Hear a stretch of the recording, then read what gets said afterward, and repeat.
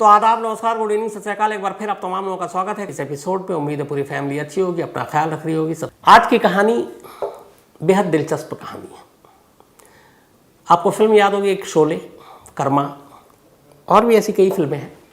इनकी ख़ास बात क्या है? आपने देखा होगा शोले में अमिताभ बच्चन और धर्मेंद्र यानी जय और वीरू, ये छोटे मोटे चोर थे, क्रिमिनल थे। फिर इनका इस्तेमाल एक इंस्पेक्टर डाकू गब्बर सिंह को पकड़ने के लिए करता है। कर्मा में भी ऐसे ही सज़ा याफ्ता है या जेल के अंदर मुजरिम है, और फिर उनका इस्तेमाल कैसे किया जाता है। तो एक क्रिमिनल या फिर एक मुजरिम या फिर अंडरवर्ल्ड से जुड़े हुए या फिर उस फील्ड के लोग बड़े कारगर होते हैं। और असलियत में भी, असली दुनिया में भी ऐसे बहुत सारे किस्से, बहुत सारी फिल्में आपने अलग अलग देशों के एजेंट की, चाहे वो CIA की हो, KGB की हो, रॉ की हो, ISI की हो, है ना, M16 की हो, MI6 की हो, तो मोसाद की हो, तो इन सब के कई बड़े बड़े ऑपरेशन हुए हैं। बड़ा आपने कभी सोचा है कि ये जो एजेंसियां ऑपरेशन करती हैं ये कैसे करती हैं?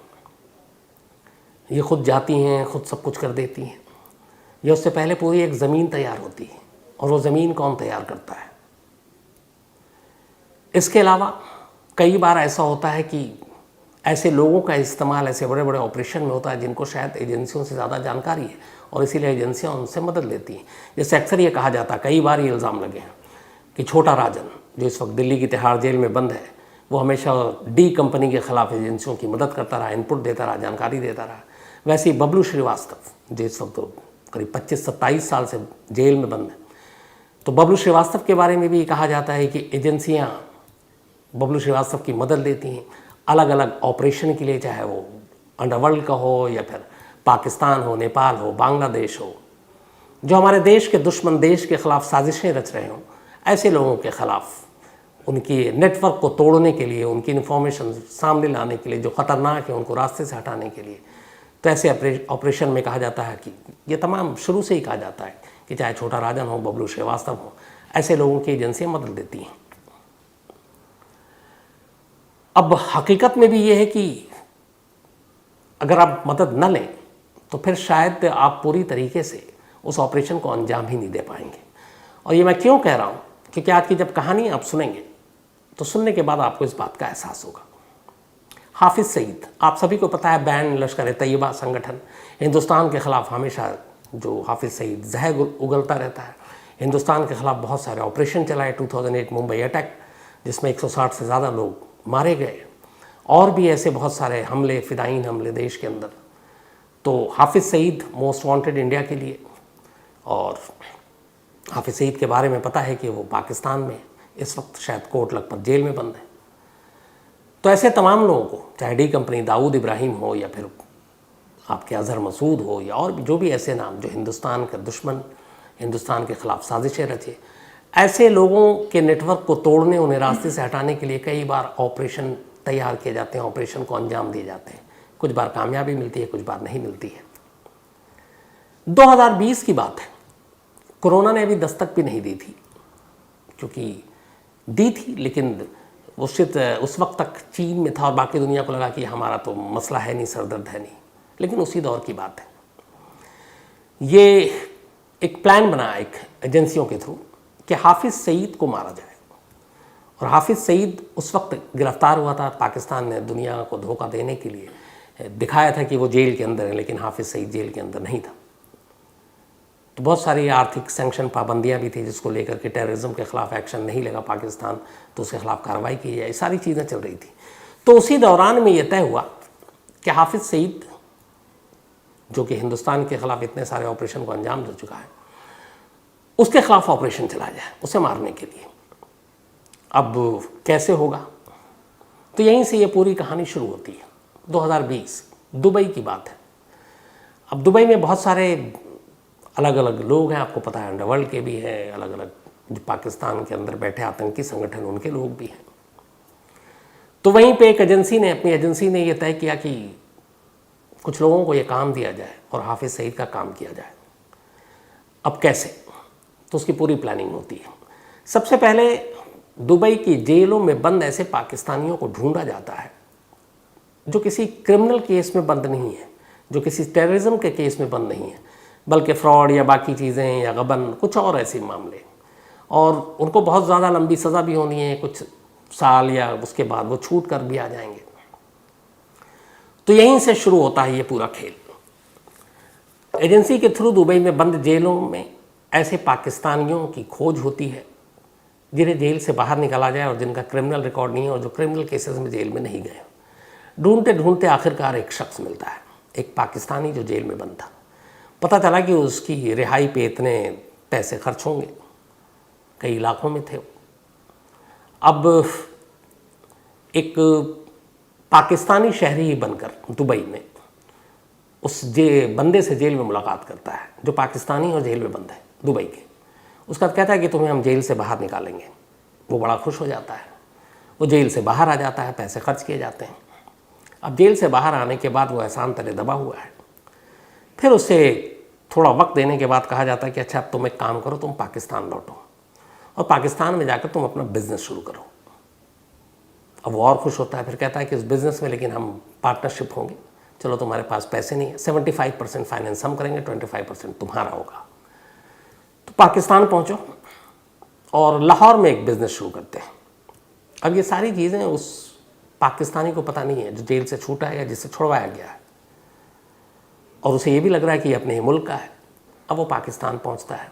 वहाँ जाने के बाद अब उसे दूसरी हिदायत, हुक्म दिया जाता है कि काम करो, इस बिज़नेस के लिए एक घर और ऑफिस लो, लेकिन जो ऑफिस और घर हो वो लाहौर में जौहर टाउन के करीब हो, इर्द गिर्द हो, बल्कि उनका जो एक board of revenue housing society है वहीं पर लिया जाए।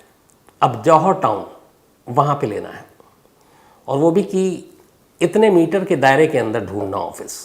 अब उससे सामने वाले को कुछ पता नहीं कि ये हो क्या रहा है। अब वो जाता है जौहर टाउन के पास, वो एक किराए का घर ढूंढता है, मिल जाता है, करीब 60-70 हज़ार या जो भी रकम थी। अब वो आराम से वहाँ रह रहा है। अब उसे कहा जाता है ऑफिस ढूंढो। फिर उसे कहा जाता है कि यहाँ पे जो मस्जिद है, थोड़ा मस्जिद में भी जाओ, नमाज़ पढ़ो और देखो वहाँ कौन कौन क्या कैसे लोग हैं। वो जाता है तो उसे बड़ा अजीब लगता है, देखता मस्जिद में जाने के लिए भी आईडी देखा जा रहा है। अब आम तौर पर अल्लाह के घर में जाने के लिए कोई आईडी और प्रूफ तो मांगता नहीं है, तो उसे लगा कि कुछ वीवीआईपी लोग हैं यहाँ पे, लेकिन अभी भी उसे कुछ पता नहीं है। फिर अब वो घर ले चुका, उसके बाद अब उसे कहा जाता है कि तुम दफ्तर लो, तो वो एक दफ्तर लेता है। कहा जाता है कि कुछ ऊपरी मंजिल पे लो। अब वो ऊपरी मंजिल पे एक दफ्तर भी ले लेता है किराए पर। अब उसे ये भी कहा जाता है कि देखो अब कंस्ट्रक्शन का एक बिज़नेस शुरू करेंगे, पैसे हम तुम्हें दे रहे हैं, भेज रहे हैं, लेकिन बीच बीच में हमारे लोग देखने के लिए आएंगे कि बिज़नेस कैसा चल रहा है, ठीक ठाक तुम चला रहे हो कि नहीं, कितना प्रॉफिट हो रहा है, हिसाब किताब बराबर है कि नहीं। तो हमारे लोग आएंगे और रहेंगे और ये तुम्हारा बिज़नेस को चेक भी करेंगे। तो उसने कहा कभी भी आ सकते हैं, कोई इशू नहीं है। तब उसे पैसे दिए गए, घर ले चुका था, दफ्तर ले लिया उसने एक बड़ा सा। अब उसके बाद कंस्ट्रक्शन का बिज़नेस शुरू हो गया, कुछ आसपास के कॉन्ट्रैक्ट भी मिले। अब ये काम चल रहा है, ये बात 2020 की बता रहा हूँ आपको। अब ये सब कुछ काम चल रहा है और अचानक फिर एक रोज़ उसे काम मिलता है। ये काम था E116 जौहर टाउन के एक घर का। E116 नंबर घर जौहर टाउन में, किसी और का नहीं, बैंड लश्कर तैयबा के चीफ हाफिज सईद का था। कुछ रंग रोगन, पेंट, कुछ टूट फूट, प्लास्टर, ये काम कराना था।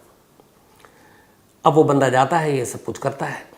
इसके बाद वहीं से थोड़ी दूरी पर एक 6 मंजिला इमारत, वहाँ का भी उसे काम मिलता है। अब वो 6 मंजिला इमारत खाली है क्योंकि उसमें कंस्ट्रक्शन का काम होना, जब काम कंप्लीट हो जाएगा तब लोग रहने आएंगे। तो ये और भी बेहतर था, खाली इमारत में सब कुछ काम चल रहा है, सब कुछ ठीक ठाक चल रहा है। अब उस शख्स को ये सब कुछ पता नहीं है, जो पाकिस्तानी है, जिसे जेल से छुड़ा कर लाया गया है, उसे अच्छा खासा पैसे दे दिए गए, फाइनेंस हो रहा है, और उसे मालूम ही नहीं है कि क्या होना है, ये सब क्यों है। बट उसे ये था कि चलो अपने मुल्क का एक बंदा मदद कर रहा है।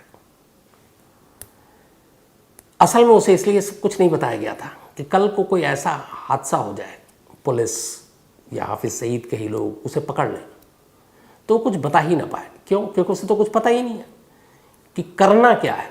उसे तो ये है कि भैया हमारे एक फरिश्ता बन के जेल से छुड़ाया, उसके बाद यहाँ लाया, पैसे दे रहा, उसने बिज़नेस शुरू किया, हमारा बिज़नेस ठीक चल रहा है, किराए का घर लिया है, ऑफिस है, पैसे भी आ रहे हैं, तो कोई और पता ही नहीं है कि प्लान क्या है। तो जब प्लान ही पता नहीं तो किसी के लिए भी ख़तरनाक नहीं हो सकता। अब ये सब कुछ चल रहा है, सब कुछ ठीक। इधर बीच बीच में कुछ लोग जाएं जिन्हें असली काम करना है, वो जाएं, 1 2 3 दिन ठहरें, वो रैकी करें। अब जो ये जौहर टाउन में हाफिज़ सईद का घर है, ये घर 4 तरफ से है, इसके 4 रास्ते हैं। 3 रास्ते हमेशा बंद होते हैं, एक रास्ता खुला होता है। इसकी वजह है कि उस कॉलोनी में बाकी लोग भी रहते हैं, उनका भी घर है, और वहाँ पे बाकायदा पाकिस्तानी सिक्योरिटी गार्ड जो उनको मिला हुआ है हाफिज़ सईद को, वो सब भी है। तो वो जो एक रास्ता खुला हुआ है उसी से आम लोगों का भी अंदर आना जाना है, पहरा वहाँ पे भी है। तो वही लोग जा सकते हैं जो उस कॉलोनी के इर्द गिर्द या वहाँ पे रहते हैं। और यही वजह थी कि इस शख्स से कहा गया था कि तुम जो घर लोगे वो इसी जौहर टाउन की इस कॉलोनी में लोगे, यानी कि जहाँ पे हाफिज़ सईद रहता है।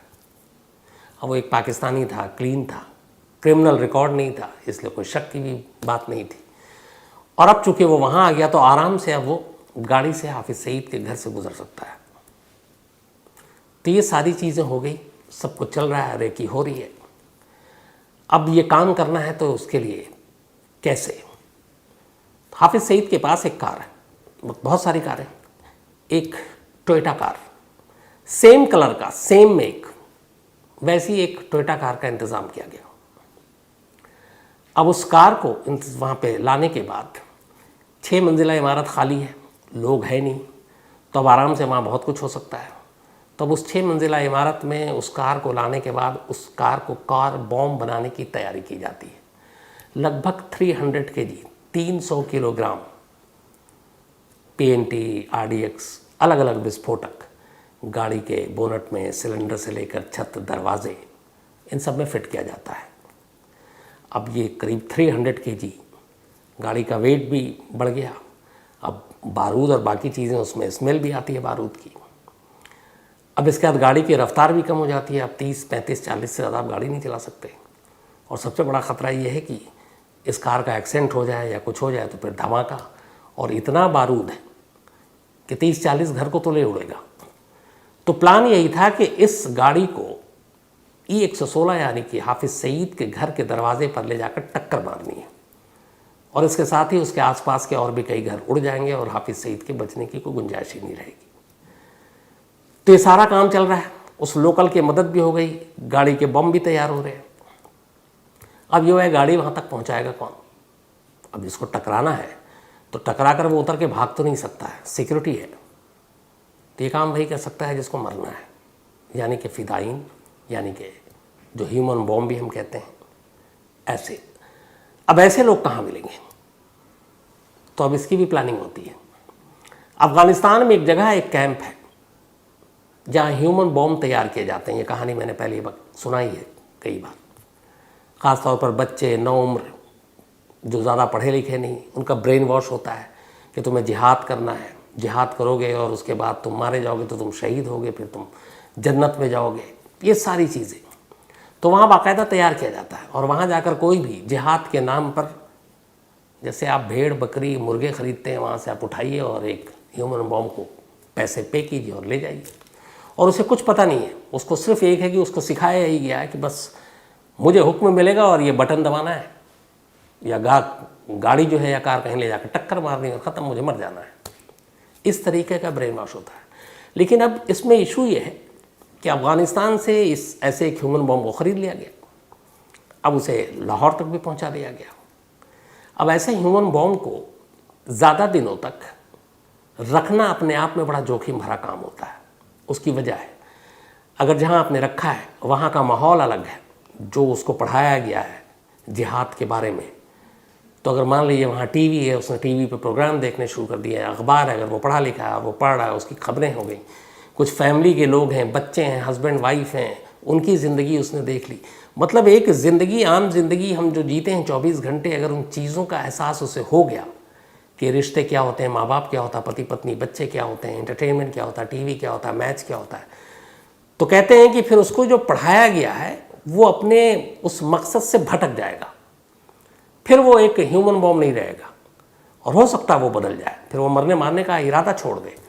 तो अब ऐसे एक ह्यूमन बॉम्ब को लाना, उसके बाद एक जगह रखना ज़्यादा दिनों तक, वो बड़ा रिस्की काम है। इसलिए कि अगर ज़रा सा भी उसका माइंड बदल गया तो पूरा ऑपरेशन ख़त्म। तो इसीलिए ध्यान रखा जाता है कि जिस जगह उसको रखा गया वहाँ एक तो टीवी ना हो, जो लोग उसको खाना दे रहे हैं या बात कर रहे हैं वो सब ऐसे लोग हों जो सिर्फ़ और सिर्फ एक ही बात करें, और वो है जिहाद की, और कोई दुनिया के मसले की कोई बात ही ना करें, ताकि उसका ध्यान एक सेकंड के लिए भी डाइवर्ट ना हो सके। उसे हर वक्त एक ही चीज़ बताया जाए, एक ही चीज़ पढ़ाया जाए, और वही है कि जो तुम करने जा रहे हो वो तुम मतलब इस्लाम के नाम पे करने जा रहे हो, तुम जिहाद करने जा रहे हो, फिर तुम्हें जन्नत मिलेगी। तो ये पूरी अफ़गानिस्तान में एक कैंप है जहाँ पे इस तरह के ह्यूमन बॉम्ब की ट्रेनिंग होती है, और जिसको बहुत सारे लोग जिनका यूज़ करते हैं। तो अब एक इस्तेमाल वहाँ से भी हो गया, अब उसे भी लाहौर पहुँचा दिया गया। अब इधर रैकी भी चल रही है, सब कुछ। ये जो बंदा है जिसको वहाँ पे घर वर लेकर दिया गया, जो पाकिस्तानी है, अब उससे ये भी कहा गया कि एक काम करो, तुम वहाँ पे जो पुलिस और बैरिकेड्स पे सब रहते हैं उनसे धीरे धीरे दोस्ती करो, आते जाते सलाम करो, हालचाल पूछो। फिर एक और काम करो, अपने घर पे बिना किसी मकसद के, मतलब ओकेज़न तुम पैदा करो कि आज मेरा जन्मदिन है, सालगिरह है, आज मेरे बच्चे का सालगिरह, आज मेरी बीवी का सालगिरह, आज हमारी एनिवर्सरी है, आज मुझे अपने कारोबार में इतना फ़ायदा हुआ है, प्रॉफिट मिला है, आज एक अच्छी खबर आई है मेरे ख़ानदान में, आज मेरे अब्बू का ये हो गया, अम्मी का ये हो गया। तो हर हफ्ते 15 दिन में कोई ना कोई एक बहाना ढूंढ के एक घर में फंक्शन रखो, एक पार्टी रखो, बिरयानी खिलाओ, कौरमा खिलाओ, कबाब खिलाओ, और उससे तुम घुलो मिलोगे, तो आने जाने में प्रॉब्लम नहीं होगी। अब उसे ये भी है कि उसे कुछ पता तो है नहीं करना क्या है, तो अब उससे कहा जा रहा है कि ये सब इसलिए है कि ताकि हमारे बिजनेस पे भी ठीक ठाक असर पड़े इसका। अब वो इधर ये भी हो रहा है। अब ये जो शख्स है जो पाकिस्तान में बैठा हुआ, अब कार में वो सारी चीज़ें अब तैयारी होनी है, अब उससे ये कहा जाता है कि इसको तो बताना ज़रूरी है, क्योंकि ये कार बॉम्ब बन रहा है और ये बाकी चीज़ें, तो इससे पता चल जाएगा। तो फिर उससे पहले अब कैसे बताया जाए? तब एक रोज़ मौका देख के उससे कहा जाता है, जो हैंडलर है, जिसने सब पैसे दिए, जो उसे लगता है बात कर रहा है, तो एक दिन वो उससे कहता है कि तुम्हें 26/11 मुंबई हमला याद है? उसने बोला हाँ। अब वो पाकिस्तानी है तो कहता है हाँ, हाफिज़ सईद कौम के हीरो हैं, क्योंकि उसे लग रहा है कि वो एक दूसरा पाकिस्तानी से बात कर रहा है। तो उसने कहा हाँ वो ठीक है, लेकिन तुम्हें पता है उस हमले में एक इजरायली फैमिली मारी गई थी? बोला अच्छा। बोला हाँ जानता हूँ। तो उसने कहा कि उस इजरायली फैमिली जो मारी गई है, इजराइल के लोग, एक बहुत अमीर आदमी है वो, तो उसने फिर बताया कि तुम्हें पता है मोसाद छोड़ते नहीं हैं, तो वो इसराइल की जो फैमिली मारी गई उसका बदला लेना चाहते हैं हाफिज़ सईद से। तो बोला क्या करना होगा? तो बोला हाफिज़ सईद को मारना चाहते हैं और बदले में इतने पैसे देने की बात की है उन्होंने कि तुम सोच भी नहीं सकते। मतलब उस वक्त पाकिस्तानी करेंसी में 10 करोड़ रुपए, सीधे बोलो, बट मारना है। अब उसके मन में लालच भी आया, पर उसने कहा कि मैं मारूंगा फिर तो यहाँ फंस जाऊँगा। तो उसने कहा नहीं, जो हमें फाइनेंस कर रहा है, जो मेन शख्स है हमारा, वो भी पाकिस्तानी है लेकिन टर्की में है, तो वो तुम्हारी पूरी फैमिली को टर्की शिफ्ट कर देगा, इंक्लूडिंग तुम्हें। किसी तरह धीरे धीरे वो कन्विंस हो गया। उसने कहा ठीक है, इतने पैसे मिल रहे हैं। अब इसी दौरान में कोरोना आ गया, ये सब कुछ चल रहा है। अब वो जो दुबई से फ़ोन कर रहा है इस पाकिस्तानी को, जो हैंडलर है, जिसका ऑफिस खुलवाया, जिसके बिजनेस खुलवाया, वो ईद आने वाला होता है 2021 में, और 2021 में जो ईद थी वो 13 मई की थी, 13 मई 2021, 13 मई को ईद थी। अब वो अचानक कहता है कि मुझे एक दिन के लिए घर जाना है। अब वो पाकिस्तानी नहीं है, अब एक दिन के लिए उसे घर जाना है। तो जो ये ऑपरेशन के पीछे वो शख्स कहता है कि अभी मत जाओ, इतने पैसे खर्च हो चुके हैं, ऑपरेशन नज़दीक है और कोरोना भी है, ट्रैवल करोगे, आओगे जाओगे, बड़ा मुश्किल हो जाएगा। उसने कहा नहीं, बस ईद है, मना कर चलाऊँगा। अब वो ये ज़िद करके एक दिन के लिए घर आ जाता है। घर आने के बाद अचानक उसे बुखार चढ़ जाता है, उसको हॉस्पिटल ले जाते हैं, कोरोना टेस्ट होता है, वो पॉजिटिव पाया जाता है। अब पॉजिटिव होने के बाद इधर ये है कि उसे वापस दुबई भेजना है, लेकिन इधर कोरोना है, कैसे भेजें? अजीब हालत। अब पूरा उधर ऑपरेशन उसी के ऊपर डिपेंडेंट है, क्योंकि यही हैंडल कर रहा है फ़ोन पर। अब इधर अचानक ऐसा होता है कि इस कोरोना की वजह से एक दिन उसकी मौत हो जाती है। अब मौत हो गई तो बहुत बड़ा झटका लगा इस ऑपरेशन को, इसलिए कि अब तक लगातार महीनों से वही शख्स उसको पैसे भेज रहा है, फ़ोन पे, फेस टाइम पे उससे बात कर रहा है, वो उसका चेहरा भी मालूम है। और उसके तमाम कई दोस्तों से भी वो बात करता है, वो उससे भी जानता है। अब इधर उसकी मौत हो गई, अब क्या किया जाए। अब जो जिसकी मौत हुई उसे जो हैंडल कर रहा है अपना एजेंसी का, वो उसे कहता है कि अब तुम डायरेक्ट बात करो। तो बोला कि पता नहीं मानेगा नहीं मानेगा। तब इसने फ़ोन किया और उसने कहा कि सुनो, वो जो बात हो रही थी उनको कोरोना हो गया है, तो हॉस्पिटल में एडमिट है और अभी इसलिए तुमसे बात नहीं हो पाएगी। तो जैसे ही ठीक होंगे तुमसे बात होगी, लेकिन तुम अपना काम जारी रखो। उसने कहा ठीक है। लेकिन फिर अचानक एक दिन और फ़ोन किया तो उसने कहा कि हमें तो ये पता चला है कि उनका फौत हो गया, मतलब मौत हो गई, और आप कह रहे हैं कि वो हॉस्पिटल में। फिर उसने कहा हमने इसलिए नहीं बताया कि तुम्हें थोड़ा ज़्यादा अफसोस होगा। अच्छा, इत्तेफाक से वो बंदा जो पाकिस्तान में था, जिसको सारी चीज़ें करवाई जा रही थी, वो डी कंपनी और बाकी लोगों से भी बात करता तो उन्हें भी जानता था। अब उसे लगा कि ये मर गया, अब उसके साथ उसकी जगह कौन बात करे। अब जो मेन है वो बंदा सामने आता और फ़ोन पे बात करता है, कहता है कि देखो मैं ही हूँ जो फाइनेंस कर रहा हूँ मैं। उसने अपने आप को तुर्की में बताया रहता हूँ, पाकिस्तानी हूँ। उसने कहा अब ये काम करना है। तो उसने कहा भाई पहले पैसे दे दो, जो बात हुई है 10 करोड़ की। तो उसने कहा पैसे तुम्हें मिल जाएंगे, पहले काम तो करो, क्योंकि अभी वो हमें इजरायली देगा पीछे से, तो हम तुम्हें आगे से देंगे। अब तक इस पर इतने पैसे खर्च हो चुके हैं, गाड़ी से लेकर तमाम चीज़ों पर।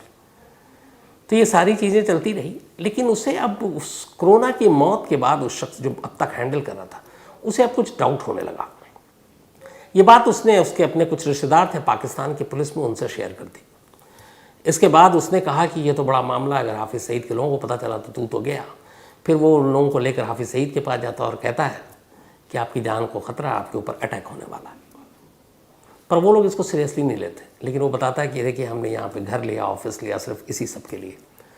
तो बस उसको ये कहा जाता है कि तुम बेटा यहाँ से फ़ौरन निकल दो और इधर मत आना इस महल्ले में। अब इधर से ये बात हो रही है कि उससे कांटेक्ट किया जाए। अब ये शक हो गया कि शायद उसने खुलासा कर दिया। अब ऑपरेशन अधर में लटक गया। अब क्या करें, इतना सब कुछ टाइम वेस्ट, सब कुछ हुआ, पैसे लगे। आनन फानन में अब ये होता है कि 2 ऑप्शन थे, एक तो ऑपरेशन को कैंसिल करो और दूसरा ये था कि नई टीम बनाओ। कैसे इतनी जल्दी बनेगी। लेकिन सबसे बड़ा रिस्क ये था कि जो 300 किलो के बारूद से भरी हुई कार जो खड़ी है, उसको कैसे डिस्ट्रॉय करें। अगर उसको कहीं यूं ही ब्लास्ट कर देते हैं तो ना मालूम कितने लोग मारे जाएंगे, और पकड़े गए तो और उल्टा फिर बहुत सारे लोग फंसेंगे, और यूं उसको छोड़ भी नहीं सकते हैं। तो लास्ट में तय हुआ कि एक दूसरी टीम जो है इस काम को अंजाम देगी, इस कार को लेकर। लेकिन अब ये हो गया कि चूंकि इधर सब कुछ हो गया, इधर सिक्योरिटी टाइट हो गई, अभी 116 के दरवाजे तक पहुंचना नामुमकिन था। गार्ड और ये पहरे सब कुछ बढ़ गए। तो फिर ये हुआ कि जो मेन गेट है वहाँ से करीब 40 से 45 कदम की दूरी पर है ये 116, यानी कि हाफिज़ सईद का घर। तो इस कार को मेन गेट से ही टकरा देंगे। और ये था कि शायद 40-50 कदम की दूरी पर उस घर तक भी इसका असर होगा, क्योंकि बारूद इतना है। फिर यह आया कि इसमें बहुत सारे बेगुनाह लोग मारे जाएंगे। तो पहले तय हुआ कि शाम के वक्त ये धमाका करेंगे, लेकिन हुआ कि नहीं, शाम के वक्त तमाम लोग होते हैं। फिर हुआ कि आम लोगों को नुकसान ना हो, बच्चे और बाकी जो फैमिली हैं, औरतें हैं। तो 11 बजे का वक्त चुना गया, 23 जून 2021, 11 बजे। इसलिए कि सब स्कूल चले जाते हैं, बाकी लोग अपने घर में होते, सड़क पे कोई होगा नहीं, खाली रहता है। तो 11 बजे 23 जून वक्त चुना गया, और 23 जून की सुबह 11 बजे वही टोयोटा कार ले जाकर उस E116 के एक गेट के बाहर, करीब जो 40 से 50 कदम की दूरी पर था, टकरा दिया जाता है। एक ज़बरदस्त धमाका हो जाता है। हाफिज़ सईद के घर की खिड़कियां से लेकर बाकी सारी चीज़ें भी टूट जाती हैं। 3 लोगों की जान जाती है, करीब 24 घायल हुए थे। और इसके बाद कहते हैं कि हाफिज़ सईद को शायद दिल का दौरा भी पड़ा था इस धमाके, और ये सोच कर कि घर तक यह हमला जानलेवा हो सकता है, उसने कभी सोचा नहीं था। तो ये सारी चीज़ें हुई। ऑपरेशन हालांकि कामयाब नहीं हो पाया, लेकिन आज भी ये मानना है कि अगर कोरोना से उस शख्स की मौत ना होती तो शायद कहानी कुछ और होती।